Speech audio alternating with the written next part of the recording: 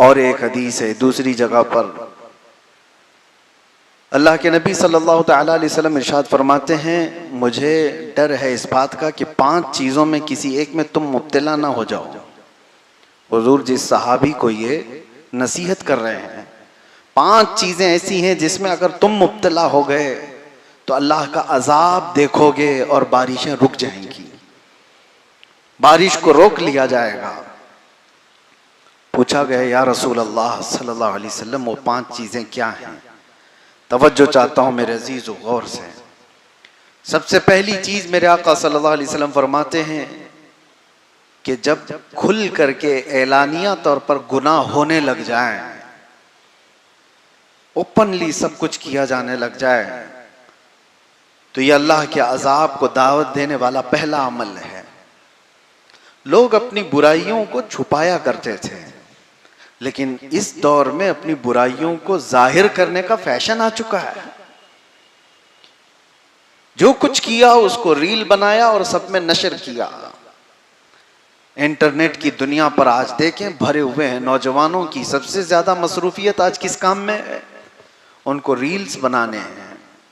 किन कामों के रील्स बनाने हैं? कोई फायदे के, कोई नफा के? नहीं। लड़कियां भी इसी में मसरूफ हैं, लड़के भी इसी में मसरूफ हैं। वो मुसलसल अपनी नंगेपन का, अपने अय्याशी का इजहार करना चाहते हैं ताकि पूरी कौम देखे। और यही तो बात मेरे आका सल्लल्लाहु अलैहि वसल्लम ने फरमाया, जब फहाशी एलानिया होने लग जाए, ओपनली होने लग जाए। और एक हदीस मैंने इससे कबल भी आपके सामने जिक्र किया था। 3 चीज़ें मेरे आका सल्लल्लाहु अलैहि वसल्लम ने फरमाया था, 3 चीज़ें जब तुम देख लो तो ज़मीन के ऊपर रहने से ज़मीन के नीचे रहना बेहतर है। मतलब क्या है? कब्र में चले जाना बेहतर है। वो 3 चीज़ों में हुजूर एक पाक सल्लल्लाहु अलैहि वसल्लम ने ये फरमाया था कि जब उलमा इल्म वाले दयानतदारी छोड़ दें, हक बोलना छोड़ दें, वो मुदाहनत करने लग जाएं, नंबर 1। नंबर 2, मालदार लोग जब बखील हो जाएं, कंजूस हो जाएं। नंबर 3, जब औरतें बेहया हो जाएं, बेपर्दा हो जाएं, हुजूर फरमाते हैं फिर जमीन के ऊपर कोई खैर नहीं है, जमीन के नीचे चले जाना चाहिए। जमीन के ऊपर कोई खैर नहीं होगा। ये 3 चीजें हुजूर ने फरमाई थी। उसी में से एक चीज मैं ये आपके पास अर्ज कर रहा हूँ। 5 ऐसी चीजें मेरे मुस्तफ़ा करीम सल्लल्लाहु अलैहि वसल्लम ने फरमाई कि उनमें से अगर मुब्तला रहे तुम तो अल्लाह का अजाब आएगा। और अल्लाह का अजाब एक तरीके का ये बारिश का रुक जाना, सब्जों का ना उगना, माल में हमेशा की बेबरकती का होना, ये सब चीजें अल्लाह के अजाबात में से हैं। क्राइसिस आ गए, लोग कहते हैं क्राइसिस क्या है? कहीं अचानक से तो कोई गिरता नहीं है, ये अल्लाह ताला की पकड़ है। कई लोगों को देखा, बड़े बड़े लोग अचानक किसी मुसीबत की वजह से गिर जाते हैं। कोरोना के वक्त करोड़पति रोड़पति हो गए। कितने मामलात ऐसे देखने को आए। वबा फैल गई, बीमारियां फैल गई, बड़े बड़े ताकतवर लोग ढह गए। आज के इसमें मैं वो 5 चीजों में से एक ये बताया कि जब गुनाह खुल करके होने लग जाएं, एलानिया होने लग जाएं, और कुरान में अल्लाह फरमाता ला युहिब्बुल्लाहुल जहरा बिस्सूइ मिनल कौल, अल्लाह तबारक व तआला किसी बुरी चीज को जाहिर करने को पसंद ही नहीं फरमाता। अल्लाह ताला हरगिज ये पसंद नहीं करता कि कोई बुरी चीज ओपनली करे। गुनाह किससे नहीं होते? खताएं किससे नहीं होती हैं? खताएं, गुनाह जब हो जाते हैं तो इंसान ये सोचता है कि इस पर पर्दा पड़ा रहे, ये छुपी रहे चीजें। लेकिन कोई बंदा अगर आकर के बताता है मैं सूदखोर हूं, मैंने 4 औरतों से जिना कर लिया है, मुआज़ल्लाह रब्बिल आलमीन, कोई अगर आकर के बताए फलां की चोरी मैंने की है, तो वो अपने गुनाहों का इजहार कर रहा है और मखलूक को गवाह बना रहा है अपने गुनाहों का, दूसरों को अपने गुनाहों पर गवाह बना रहा है। और अल्लाह कुरान में फरमाता है हरगिज अल्लाह पसंद नहीं फरमाता। अच्छा, छुपे हुए गुनाह कुछ ऐसे होते हैं जो बंदे और खुदा के दरमियान राज होते हैं, जिस वक्त मौला चाहे उसको बख्श दे, किसी को पता भी ना चले। अल्लाह ताला माफ फरमा दे। लेकिन बंदा जब सारे लोगों को गवाह बनाता है अपने गुनाहों का, सबको बता देता है कि मैं ये सारी चीजें किया हूं, तो फिर वो अदल के हिसाब के तख्त पर लाया जाएगा। अजीजा ने गिरामी, पहली चीज ये। दूसरी, मेरे आका सल्लल्लाहु तआला अलैहि वसल्लम ने इरशाद फरमाया, बारिश के रुकने के असबाब में से एलानिया गुनाह होने लग जाए। दूसरे नंबर पर लोग जब अपनी ज़कात के माल को दबा करके रखें, ज़कात ना दी जाए, ज़कात मुस्तहिकीन तक ना पहुंचती हो, तो अल्लाह ताला बारिश को रोक लेता है। आज के दौर में भी यही हालात है। लोगों को सिर्फ अपने माल का 2.5% निकालने में इतनी खुजली होती है, इतना दर्द होता है, 1000 हीले बहाने करने लग जाते हैं ज़कात बचाने के लिए। सोचो, वो अरहमुर राहिमीन, वो खल्लाक़े कायनात, वो रज़्ज़ाक़े हकीकी, जिसने पाई पाई तुम्हें दिया है, अगर वो चाहता तो आपके माल का आधा पूरा ज़कात में देने का हुक्म देता कि 50% तुम रखो, 50% अल्लाह की राह में दे दो। अल्लाह ने ये हुक्म भी नहीं दिया। ना ये फरमाया कि 100 कमाए हो तो 25 अल्लाह की राह में दे दो, 75 तुम रख लो। ये भी नहीं। ये भी हुक्म नहीं दिया कि 100 कमाए हो तो 10 अल्लाह की राह में दे देना, 90 तुम रख लेना। नहीं, हैरत की बात है, अल्लाह का हुक्म है कि 100 कमाए हो तो सिर्फ 2.5 रुपये दे देना, बाकी पूरा तुम रखो। सिर्फ 2.5 रुपया, 2.5%। इसके लिए आनाकानी इतनी होती है। देखा जाए तो ये सारे जितने टैक्स हैं उसमें सब में कम है। जीएसटी हो, तुम्हारे इनकम टैक्स हो, जितने टैक्स हैं वो, अरे 5% से लेकर के 28% तक के टैक्स हैं, 18% के टैक्स हैं, कितने टैक्स हैं। लेकिन यहां पर सिर्फ 2.5%, वो भी टैक्स में और ज़कात में इतना बड़ा फर्क है। लोगों को लगता होगा कि ये हमारे लिए ज़कात टैक्स के बराबर नहीं। टैक्स आपके इनकम पर है और ज़कात आपकी सेविंग पर है। इनकम और सेविंग में फर्क नहीं है। आप अगर 1 करोड़ रुपए महीना कमाते हैं तो टैक्स 1 करोड़ का होगा आपके पास। लेकिन शरीयत ने कहा है 1 करोड़ कमाता है, 90 लाख रुपए खर्चा हो जाते हैं, तो उस खर्चे पर ज़कात नहीं, जो बच गया उस पर, उसी पर ज़कात है। और वो भी आते साथ नहीं, साल गुजर जाए उस पर। शरीयत ने इतनी सारी छूट दी, उसके बावजूद ज़कात के माल में हेरा फेरी सब चल रही है। बड़े बड़े मालदारों की अगर ज़कात निकल गई होती तो इस उम्मत में कोई गरीब ही नहीं होता। दौरे उमर फारूक रदी अल्लाह ताला सिर्फ 2.5 साल के बाद हजरत अबू बकर सिद्दीक 2.5 साल खलीफा रहे, और उनके बाद हजरत उमर फारूक रज़ियल्लाहु ताला अन्हु खलीफा वक्त बने। और आपके ज़माने खिलाफत में यमन से ज़कात का माल आया मदीने में। वहाँ जो गवर्नर थे सहाबी रसूल, उन्होंने ज़कात जो लोगों ने जमा की थी वो सब जमा करके मदीने भेजा और मदीने के फ़ुक़रा और मसाकीन को तकसीम करने के लिए फरमाया।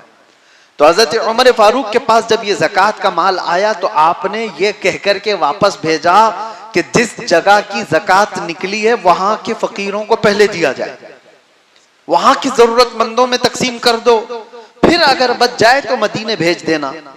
जब ये माल वापस यमन गया तो वो सहाबी रसूल जो गवर्नर थे, उन्होंने दोबारा अमीरुल मोमिनीन के पास ये माल ये कह करके भेजा कि हुजूर यमन में सबको तकसीम हो गया, यहां पर कोई लेने वाला बाकी नहीं है, इसलिए मदीने भेजा।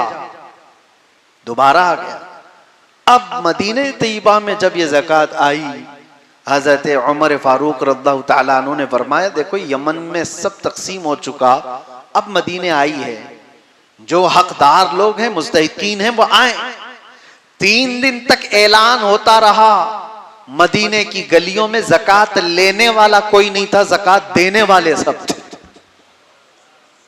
लेने वाले नहीं रह गए थे। वजह क्या थी? शर्म और हया से नहीं ले रहे थे, ऐसा नहीं, सब कैपेबल थे, सब ज़कात अदा करने वाले हो चुके थे। ये निज़ाम कैसे आया? ये वही साहबा हैं मदीने में जो मेरे आका के ज़माने में इतने गुर्बत के शिकार थे कि एक खजूर की गुठली पर पूरा दिन गुजारा करते थे। एक प्याला दूध पर 70 सहाबा सैराब हो जाते थे। लेकिन दौरे फारूकी आने तक वो इतने मालदार हो चुके थे कि लेने वाला कोई नहीं था, अब सब देने वाले हो चुके थे। ये ज़कात का निज़ाम इस्लाम ने इस तरह बनाया था कि गुर्बत को ख़त्म करके सबको बराबरी का हक दिया जाए। आज मालदारों ने अपना माल रोक कर रखा है, हजार हीले बहाने हैं उसमें ज़कात निकालने के लिए, ज़कात नहीं निकालते। मुअज़्ज़ल्लाहि रब्बिल आलमीन, किसी के पास करोड़ों का माल पड़ा हुआ है और उसके बाद अचानक एक दिन आता है जब उनकी रूह निकाल ली जाती है। कुरान कहता है यौम युहमा अलैहा फी नारी जहन्नम फतुक्वा बिहा जिबाहुहुम व जुनूबुहुम व ज़ुहूरुहुम। वो दिन आग से तपाया जाएगा, उनकी पेशानियों को दागा जाएगा, उनके बाजुओं को दागा जाएगा, उनकी पीठ को आग से दागा जाएगा और पूछा जाएगा, और पूछता है जिसको दागा जा रहा है, ये मुझे क्यों अजाब दिया जा रहा है? अल्लाह फरमाता है हादा मा कनज़्तुम लिअन्फुसिकुम, ये जो तुमने अपने लिए खजाने जमा किए थे उसका अंजाम है। फज़ूक़ू मा कुन्तुम तकनिज़ून, अब चखो जो कुछ तुमने जमा कर रखा था। ये जो ज़कात दिए बगैर माल घर पर रहा, हदीस पाक में है उस माल का एक अज़दा बना दिया जाता है जो कब्र में हमेशा उस मैयत के ऊपर मुसल्लत रहता है क़यामत आने तक। उस मुर्दे के ऊपर वो तारी रह जाता है, वो हटाना चाहता है और वो सांप उससे कहता है कि मैं तेरा वो महबूब माल हूं जिसको तू कभी अलग नहीं करता था, कभी तू अलग होने नहीं देता था, मैं हमेशा अब तेरे साथ रहूंगा कब्र में। अजीज़ान गिरामी वक़ार, अल्लाह तबारक व तआला ने जो माल हमें दिया हमारा अपना कुछ नहीं है। अगर ये एक हादसा हो जाए तो सारा माल खत्म हो जाएगा। माल हो तो ऐसा, अल्लाहु अकबर, अश अश करते हम उस उस्मान इब्न अफ़्फ़ान रज़ी अल्लाह तआला अन्हु का, जिन्होंने अता करते करते इतना दिया था कि आज तक उनके माल को अल्लाह ने महफूज रखा। मदीने में आज भी उनका अकाउंट चलता है। हज़रत उस्मान गनी रज़ियल्लाहु तआला अन्हु का खाता आज भी चल रहा है मदीने तैयबा में। कुछ वो माल है जिनको अल्लाह तबारक व तआला महफूज रखा। तो सबसे बड़ी चीज मेरे आका सल्लल्लाहु तआला अलैहि वसल्लम ने फरमाई, जब लोग ज़कात का माल रोक करके रख लें तो अल्लाह ताला बारिश के कतरे रोक लेता है, बारिश के कतरे रोक लिए जाते हैं। तीसरी चीज मुस्तफ़ा करीम सल्लल्लाहु तआला अलैहि वसल्लम ने इरशाद फरमाई, जब लोग अमानतों में खयानत करने लग जाएं, ये बड़ी बात है। और एक चीज हुजूर करम सल्लल्लाहु अलैहि वसल्लम ने फरमाया, जब लोग नाप तोल में कमी करने लग जाएं तो उन पर दो चीजें मुसल्लत की जाती हैं, नाप तोल में कमी करने वाले, अमानत में खयानत करने वाले। हुजूर फरमाते हैं बारिश भी रोक ली जाती है और जालिम हाकिम को उनके ऊपर बिठा दिया जाता है, उसके जुल्म को सहते रहेंगे। जालिम हाकिम अगर तुम्हारे सरों पर बिठा दिया गया है तो तुम्हारे अमाल, ये तुम्हारे खुर्द बुर्द की वजह से लोगों में एक बड़ी बुराइयां ये फैली हुई हैं। नाप तोल में कमी करने वालों पर एक बहुत बड़ा अजाब आया था। यह हज़रत शुएब अलैहिस्सलाम की कौम करती थी। कुरान पाक में है, अल्लाह फरमाता वला तनकुसुल मिकियाल वल मीज़ान। हज़रत शुएब अलैहिस्सलाम कहते थे कि नाप तोल में हरगिज कमी ना करो, ये अल्लाह के अजाब को दावत देने वाली चीज है। लेकिन वो कौम मानती नहीं थी। फिर अल्लाह का अजाब आया, बहुत भयानक अजाब आया था। हजरत शुएब अलैहिस्सलाम की कौम हिलाक व बर्बाद हो गई। आज भी इस उम्मत में अगर ऐसे लोग हैं जो इस तरह के हीले बहाने करके खुर्द-बुर्द करके थोड़ा सा बचाना चाहते हैं, दूध में पानी मिलाने वाले, अशिया खुर्दनी में खाने पीने की चीजों में मिलावट करने वाले, तोलने वाली चीज में कांटे के साथ धोखा करने वाले, कुछ ऐसे लोग भी मेरे पास आए थे जिन्होंने कहा कि हमारा काम है ये जो वजन करने वाला कांटा बनाना। लेकिन उनसे कहते कई दुकानों वाले हैं, बड़े बड़े लोग हैं, वो हमें सिर्फ ऑफर ये देते हैं कि इतने पैसे दे दूंगा, कांटे में ये करके दे दो। अब तो डिजिटल आ गया, पहले पत्थर रखे जाते थे। कहा कि मशीन में ये करके दे दो। 800 ग्राम का ही होना चाहिए माल, लेकिन दिखाना चाहिए 1 किलो का। तो ये जो कलाकार लोग हैं, पैसे लेकर के करने वाला कर देता है, लेकिन जो जमीर नहीं बेचता वो मना कर देता है। मेरे अजीजों, आज के दौर में भी ये सब चीजें मौजूद हैं। छोटी छोटी चीजों में खयानत करने वाले। इसीलिए मेरे आका सल्लल्लाहु तआला अलैहि वसल्लम फरमाते, मोमिन हर बुराई कर सकता है, लेकिन झूठा और खयानतदार नहीं हो सकता। झूठ और खयानत मोमिन के लिए है ही नहीं, खयानत करना। और अक्सर तो आज लोगों का हाल ये हो गया, खयानतदारी। अक्सर जिसके पास भी कुछ माल रखा जाए, उससे वापस आने की उम्मीद ही खत्म हो जाती है। इसीलिए कोई एक दूसरे को कर्जे हसन देता नहीं। आज लोन की बला में मुब्तला क्यों है सारे लोग? क्यों है? लोन क्यों लेना पड़ जाता है? वजह यह है कि आपस में कोई कर्जे हसन देने वाला नहीं रह गया कि 10 लाख रुपए मैं तुझे देता हूं, 10 लाख रुपए 6 महीने के बाद, साल भर के बाद वापस लौटा देना। मालदारों के पास पैसे रखे हुए हैं, लेकिन वो देना नहीं चाहते। वजह क्या है? अमानतदारी नहीं है। ले लिया तो ये तो गायब ही हो जाएगा। लेने से पहले लहजा और लेने के बाद उसका लहजा कुछ और। पैसे लेने वालों का लहजा देखो, आप गिड़गिड़ाते हैं, अपनी जरूरियात बताते हैं। दे दिया उसको, फिर महीने के बाद उसको फोन करो, बोले टाइम नहीं है अभी, बाद में मिलता हूं ना, मैं क्या भाग के जा रहा हूं। ये सारी आदतें जो खसलतें आई, ये खयानतदारी है। दौरे फारूक आजम रज़ी अल्लाह तआला अन्हु में एक बात मिलती है।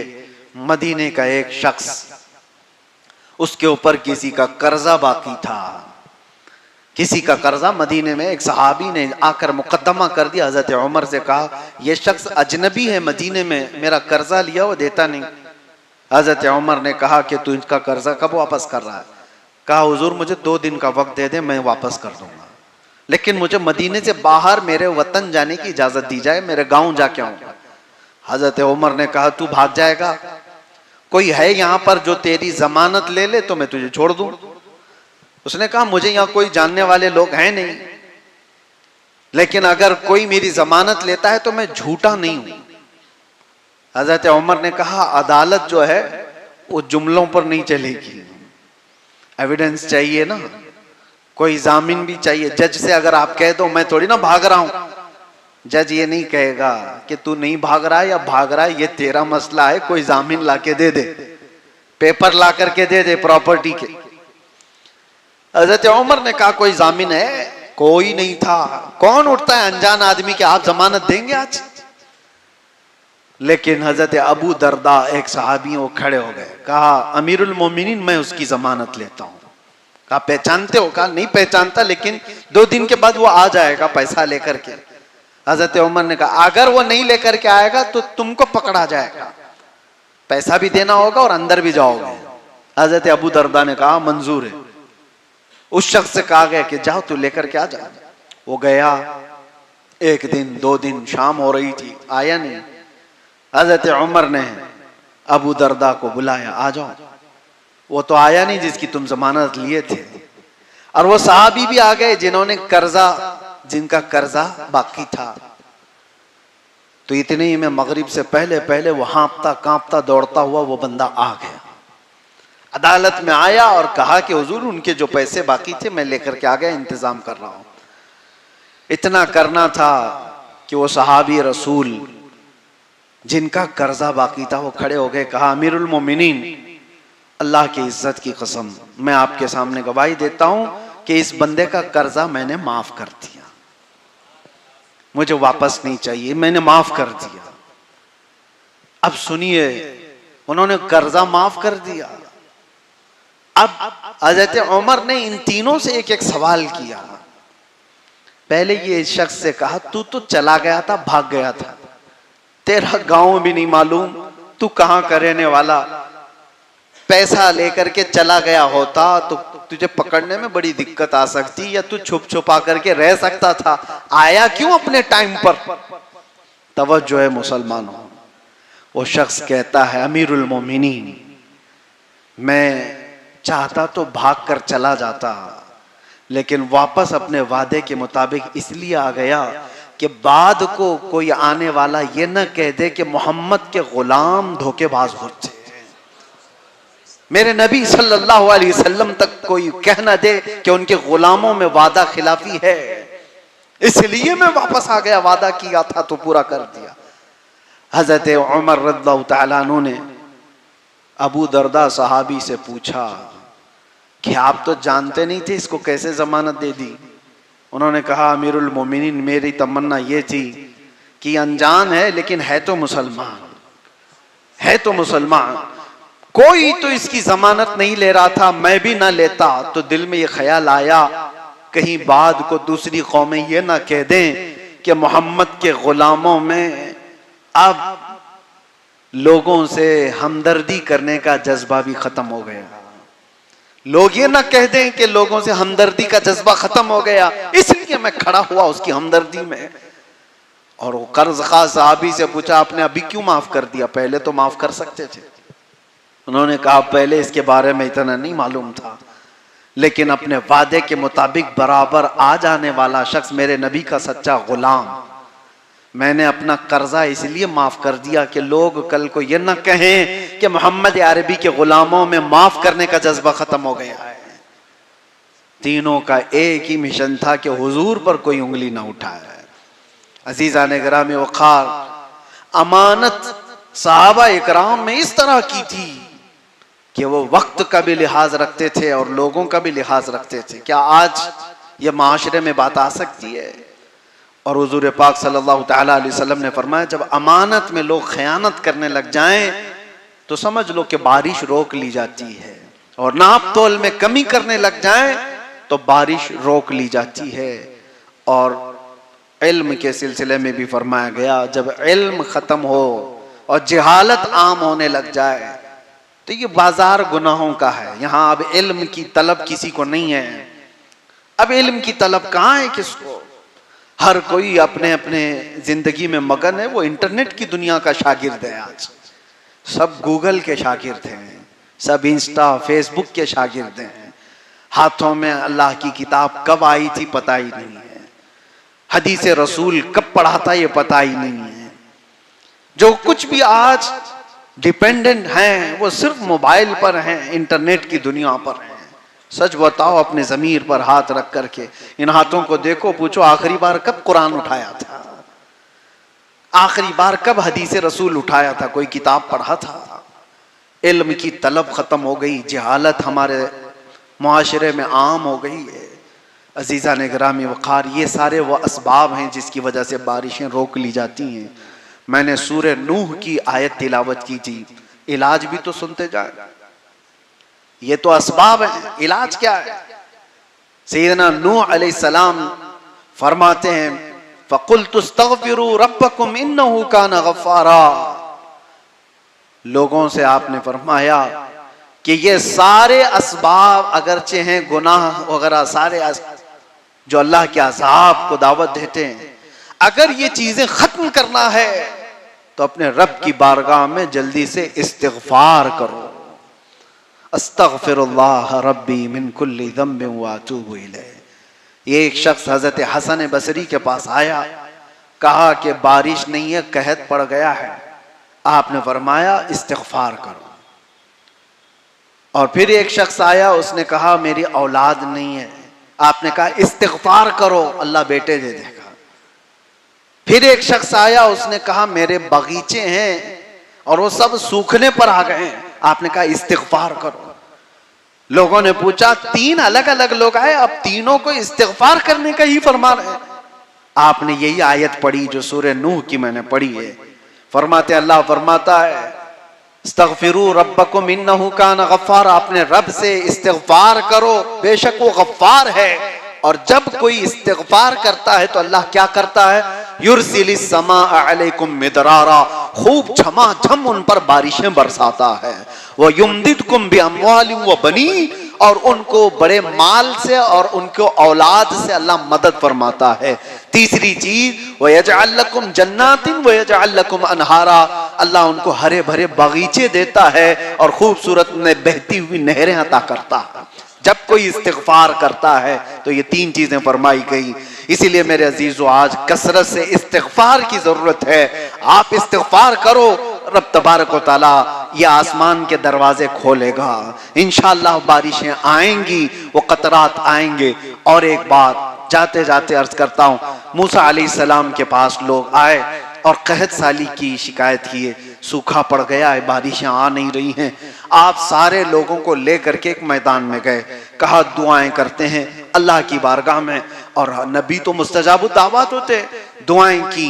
जैसी हजरत मूसा अलैहिस्सलाम दुआ करके निकले, आप तो मुस्तजाब दावत थे, लेकिन हुआ ये कि आसमान और खुल गया, सूरज और तेज गर्मी बरसाने लगा, बारिश के कोई इम्कान ही नहीं, सूरज और गर्म हो गया, तपती हुई गर्मी आ गई। मूसा अलैहिस्सलाम को खौफ हुआ, अर्ज करने लगे, रब्बल आलमीन, क्या मेरी वजाहत तेरे दरबार में कम हो गई? अगर मेरी वजाहत तेरे दरबार में कम हो गई तो मैं आखिरी नबी मोहम्मद रसूलुल्लाह सल्लल्लाहु अलैहि वसल्लम के वसीले से मांगता हूं। सुनो, मूसा अलैहिस्सलाम कह रहे हैं, आखिरी नबी के वसीले से मांगता हूं कि मौला हम पर आसमान के दरवाजे खोल दे। रब ताला की तरफ से निदा आई, ऐ मूसा, तुम्हारी वजाहत हमारे दरबार में कम नहीं हुई, लेकिन बात यह है तुम्हारी जमात में एक शख्स 40 साल से मुसलसल गुनाहों में मुब्तला है, जिसने हमको नाराज कर रखा है, और जब तक वो तुम्हारी जमात में होगा मैं बारिश का एक कतरा भी नहीं बरसाऊंगा। मूसा अलैहिस्सलाम को ये जलाल भरा हुक्म आया। आपने रब ताला की अल्लाह ताला के इस पैगाम को अपनी कौम में सुनाया कि कोई बंदा ऐसा है जो 40 साल से फला फला गुनाहों में मुब्तला है, जो रब ताला के कहर को जोश में दिलाया हुआ है, इस वजह से बारिशें रुकी हुई हैं। तो कौन हटता? आपने फरमाया जो भी है वो हट जाए, हमारे मजमे में से निकल जाए, बस्ती से आबादी से निकल जाए। लेकिन मजमे में से कोई ऐसे जाएगा? कोई है? अगर किसी को कह दिया है कि जो चोर है वो उठ जाए, कौन उठने वाला है? लेकिन जो बंदा था वो तो था। आपने निशान भी बता दिए, फला फला गुनाहों में मुब्तला है कोई। अब जो बंदा था उस जमात में मौजूद, वो देखने लगा बड़ा मजमा है, लोग रो रहे हैं, गिड़गिड़ा रहे हैं, और मेरे बारे में हुक्म आ गया, मैं ही वो शख्स हूं, जाऊं तो कैसे मैं जलील हो जाऊंगा, बहुत बुरी तरह से। उसने अपनी चादर अपने चेहरे पर डाली और रब ताला की तरफ तवज्जो किया, कहा, ऐ रहमान, ये सच बात है कि 40 साल मैंने गुनाह किया, लेकिन यह भी सच है कि 40 साल तक तूने पर्दा डाल रखा, तूने मुझे मोहलत दे रखी। मैं 40 साल तक नाफरमानी करता रहा और तू 40 साल तक मोहलत देता रहा। ऐ परवरदिगार, अब तेरा बंदा तेरे दरबार में तौबा करने के लिए आया है, बस मुझे इतनी मोहलत दे दे कि इस जमात में मुझे जलील होने से बचा दे, इस जमात में मुझे जलील होने ना दे। और अगर मेरी वजह से बारिशें रुकी हुई हैं तो मौला मुझे इस जमीन से उठा ले। मैं अगर इस जमीन पर अब कदम रखने के काबिल नहीं रह गया तो अब मुझे इससे उठा ले, लेकिन तेरे नबी मूसा अलैहिस्सलाम और उनकी कौम के सामने मुझे जलील होने से बचा ले। चादर में मुंह डाल करके रो रहा था। मूसा अलैहिस्सलाम की कौम मैदान में खड़ी है, जलाल भरा हुक्म था मूसा अलैहिस्सलाम का। अचानक देखते हैं अबर छा गया और मूसलाधार बारिशें शुरू हो गई। एक बंदा भी मजमे में से हटा नहीं और बारिश आ गई, पूरी बारिश बरसने लगी। मूसा अलैहिस्सलाम रब ताला से अर्ज करते हैं कि मौला, तूने तो फरमाया था कि एक बंदा इसमें बड़ा गुनहगार है, 40 साल से नाफरमान है, उसकी वजह से मैंने बारिशें रोक रखी हैं, मगर अब तक तो इस मजमे में से कोई बंदा निकला तो नहीं, बाहर गया तो नहीं, फिर बारिश आ कैसे गई? अल्लाह फरमाता, ऐ मूसा, हमने बारिश रोक रखी थी उस गुनहगार की वजह से, अब बारिश बरसा भी रहे तो उसकी तौबा की वजह से, उसकी तौबा की वजह से उसने तौबा कर लिया। अब वो कौन था उसको छुपा दिया गया है, वो अरहमुर राहिमीन है। अजीजों, आओ कुरान कहता है वतूबू इलल्लाहि जमीअन अय्युहल मुमिनून लअल्लकुम तुफ्लिहून, सब के सब तुम मिल करके अल्लाह की बारगाह में तौबा करो ऐ ईमान वालो, अन करीब अल्लाह तुम्हें कामयाब कर देगा। इसलिए इस्तिग़फार ज्यादा से ज्यादा करो। आज का दिन ये जुमा का है और हमारे मुहर्रमुल हराम की इब्तिदा के बाद इस्लामी नए साल का ये पहला जुमा है। इस जुमा को कसरत से इस्तिग़फार करो, इस्तिग़फार करो और इंशाअल्लाह अज़ीज़ इस्तिग़फार की बरकतें आप देखेंगी। आसमान अबरालूद होगा और इंशाअल्लाह मेरा रहमान हम सबको अपने कतराते बारिश से सैराब भी फरमाएगा।